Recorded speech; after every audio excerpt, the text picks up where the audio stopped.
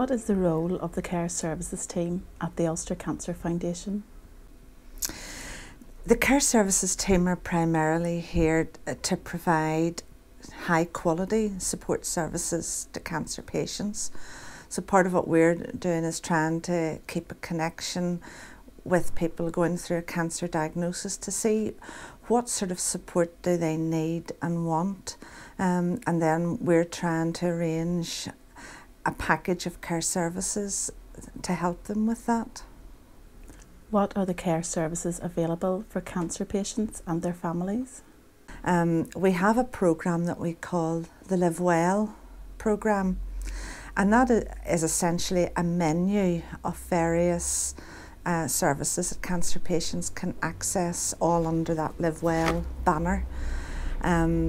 For example, we have a helpline. It's one of our core services.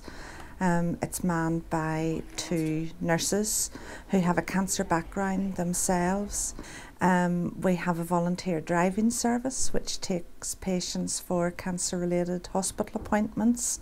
We have the fitting service. We're sitting here in what we call our fitting room, and that is really a service for women who've had mastectomies for breast cancer. We have Beauty for Life, which is another way of helping people to look good and feel better, and that's where women can have access to a beauty consultant who will give advice on skincare and makeup and nails, and again trying to help women to have their confidence restored, and men actually. We have another programme called Zest for Life, which is very successful, and that's geared towards people at the end of cancer treatment. It's a life coaching programme. It's a 6-week course, and it helps people who attend to focus on their image, on making decisions, taking back control of their lives, setting new goals, setting new priorities, relaxation, stress management, all those things.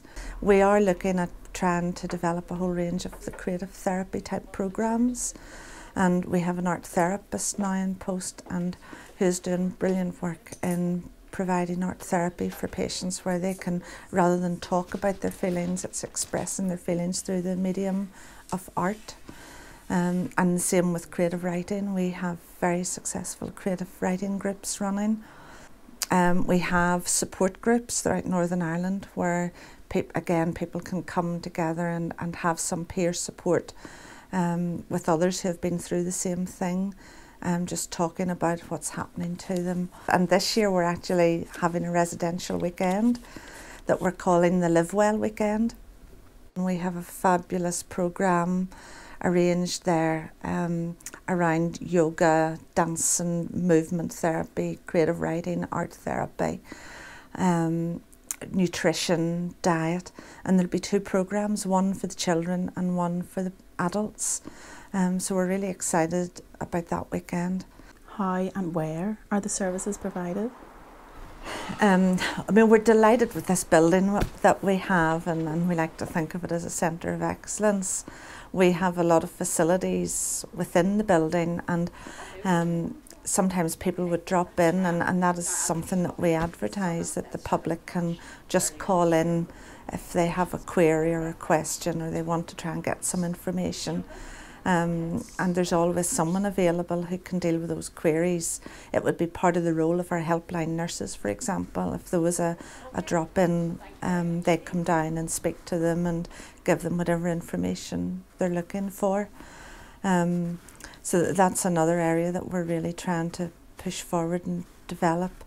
We're also looking at the whole area of new media, and we would be hoping in the future that our helpline will be extended to cover all the sort of jargon of blogging and online support groups, emailing, Facebook, all of those sort of social networking on the internet, because I think that's going to be the way forward.